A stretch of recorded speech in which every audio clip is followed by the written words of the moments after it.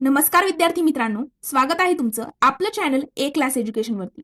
मित्रांनो, नगर रचना आणि मूल्य निर्धारण विभागामध्ये भरपूर जागा ज्या आहेत ते निघालेल्या आहेत.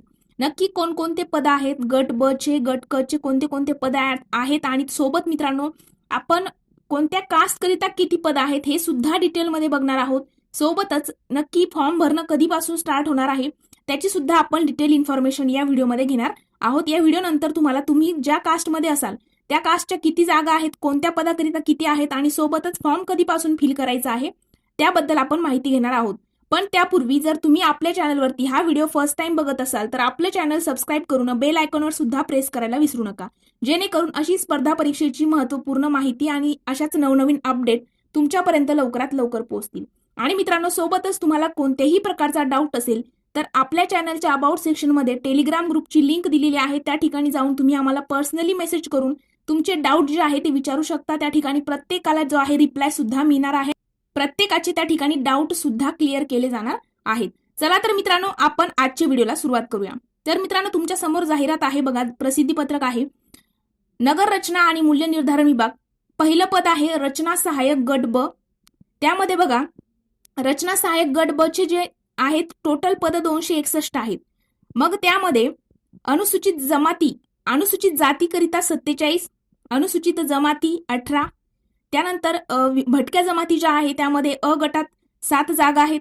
भटक्या जमाती ब गटामध्ये 10 जागा, भटक्या जमाती क 10 जागा, भटक्या जमाती ड 7 जागा. आता मित्रांनो, या ठिकाणी जो शॉर्ट फॉर्म दिलेला आहे मी तोच रिपीट करेल कारण की वेळ जो आहे तो जास्त जाईल. ओके, सो हे बघा, विमा प्र 3 जागा, इतर मागासवर्गीय म्हणजे ई मा व जो आहे त्याच्यामध्ये 44 जागा, सार्वजनिक क्षेत्रात मागासवर्गीय जे आहेत त्यामध्ये 26 जागा.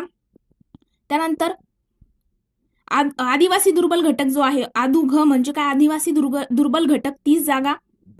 त्यानंतर अराखीव खुला वर्ग जो आहे प्रवर्ग त्याच्यामध्ये 59 जागा म्हणजे ओपन कॅन्डिडेट करिता 59 जागा, अशी टोटल 261 जागा आहेत. त्यानंतर तुमचं दुसरं पद आहे बघा, उच्च श्रेणी लघुलेखक. आता उच्च श्रेणी लघुलेखक हे गट ब चं पद आहे. त्यामध्ये बघा, उच्च श्रेणी लघुलेखक गट ब ला एकूण 9 पद आहेत या ठिकाणी आणि ते 9 पद कोणकोणत्या जातीला आहेत तर बघा, अनुसूचित जातीला 1 पद आहे. त्यानंतर विभक्त भटक्या जमाती ज्या आहेत त्याकरिता बघा 1च पद आहे आणि बाकी भटक्या जमाती ब क आणि ड करिता पद नाही. आणि मित्रांनो, या ठिकाणी 600 माप्र मध्ये 1च म्हणजे काय, सामाजिक क्षेत्रात मागास प्रवर्ग जे आहे त्यामध्ये 1 आणि आदिवासी दुर्बल घटकाला 1 जागा आणि अराखीव खुला प्रवर्गाला 3 जागा या ठिकाणी उच्च श्रेणी लघुलेखक गट ब करिता आहे. त्यानंतर तिसरं तुमचं आहे निम्न श्रेणी लघुलेखक गट ब मधलंच पद आहे, अराजपत्रित पद आहे. त्याच्या टोटल बघा 19 जागा आहेत. आणि मित्रांनो, जर आपण बघितलं तर 19 जागा आहेत, मात्र अनुसूचित जातीकरिता 2 जागा, अनुसूचित जमातीकरिता 1 जागा, विमुक्त भटक्या जमाती ज्या आहेत अ वर्गामध्ये त्यामध्ये 1 जागा आहे, भटक्या जमाती क मध्ये 1 जागा आहे, भटक्या जमाती ब आणि ड ला जागा या ठिकाणी निम्न श्रेणी लघुलेखकला दिसणार नाहीत. त्यानंतर बघा, इतर मागास वर्ग जे आहेत, इतर मागास वर्गाला 4 आहेत. त्यानंतर सामाजिक क्षेत्रात मागास प्रवर्ग 2, आदिवासी दुर्बल घटक 2, अराखीव खुला प्रवर्ग 5 म्हणजेच ओपन गटाला 5 जागा आहेत. तर अशा पद्धतीने हे 3 पद आहेत. 3 पद कोणकोणते, रचना सहाय्यक गट ब, त्यानंतर उच्च श्रेणी लघुलेखक गट ब आणि निम्न श्रेणी लघुलेखक गट ब हे पद या ठिकाणी आहे. आता या पदाकरिता तुम्हाला टायपिंग वगैरे सगळ्या गोष्टी तुम्हाला माहीत असेल. जर माहीत नसेल तर आपल्या चॅनलवरती जायचं आहे, त्या ठिकाणी तुम्हाला निम्न श्रेणी लघुलेखक पद नक्की काय आहे, त्याकरिता काय पात्रता असणार आहे, सगळ्या गोष्टी आपण ऑलरेडी चॅनलवरती डिस्कस केलेल्या आहेत. त्यामुळे आपण इथे रिपिटेशन जे आहे ते टाळणार आहोत. या ठिकाणी फक्त मुद्द्याचं आणि अपडेट काय आहे त्याबद्दल आपण डिस्कशन करणार आहोत.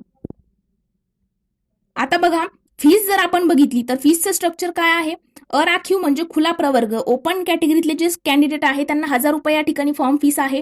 आणि ओबीसी SC ST म्हणजे राखीव प्रवर्गामध्ये ज्यांना आरक्षण वगैरे लागू होतं यांच्याकरिता 900 रुपये फीस या ठिकाणी असणार आहे.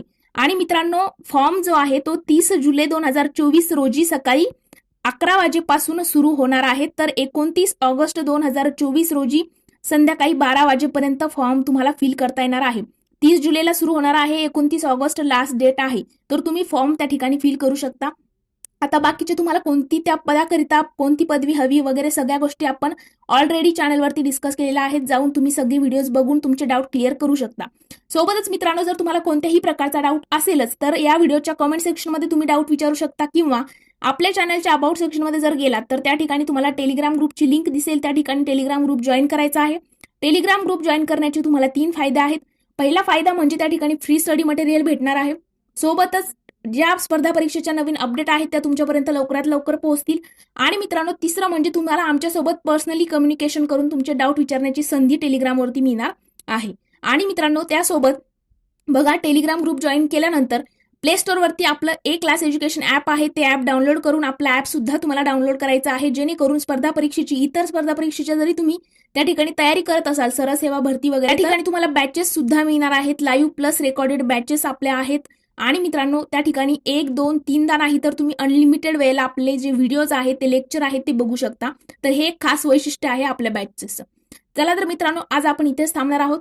जर तुम्हाला व्हिडिओ आवडला असेल तर व्हिडिओला लाईक, कमेंट आणि तुमच्या मित्रांसोबत देखील शेअर करायला विसरू नका. Thank you so much.